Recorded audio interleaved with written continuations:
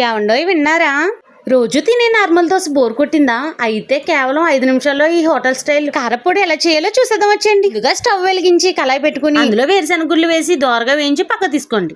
ఇప్పుడు అదే కళాయిలో వేసామన్న పెరిగి ఆయిల్ వేసి పచ్చిశనగపప్పు మినపప్పు వేసి దోరగా వేయించిన తర్వాత ఎండుమిర్చి కరివేపాకు వేసి ఇందులోనే వెల్లుల్లి రబ్బలు వేసి దోరగా వేయించండి. ఫైనల్ గా జీలకర్ర ముందుగా వేపుకున్న వేరుశనగ గుళ్ళు వేసి 5 నిమిషాలు వేయించండి. ఇలా వేగిన వాటిని పూర్తిగా చల్లారిన తర్వాత మిక్సీ జార్ లో బరకగా మిక్సీ పట్టుకోవాలి. ఇందులోనే సాల్ట్ వేసి ఒక పల్స్ ఇచ్చిన తర్వాత ఇలా తయారవుతుంది. అంతేనండి, మన పప్పుల పొడి రెడీ అయిపోయింది. ఇప్పుడు దోశ వేసి దోశ పైన కారపొడి వేసుకుని నెయ్యి వేసి తింటే ఉంటదండి.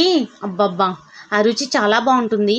ఈ కారపొడి దోశల్లోకే కాదండి, ఇడ్లీలోకి కూడా చాలా బాగుంటుంది. ట్రై చేయండి. మీ బిజీ లైఫ్లో చట్నీ చేసే ఖాళీ లేకపోతే ఇలా చేసి పెట్టుకుంటే 4 రోజుల వరకు నిల్వ ఉంటుంది. నెక్స్ట్ వీడియోలో రాయలసీమ స్పెషల్ ఎర్రకార పచ్చడి చేయమంటారా? ఏమంటారో కింద కామెంట్ చేసేయండి. వీలైతే ఓ లైక్, కుదిరితే ఒక కామెంట్ చేయండి.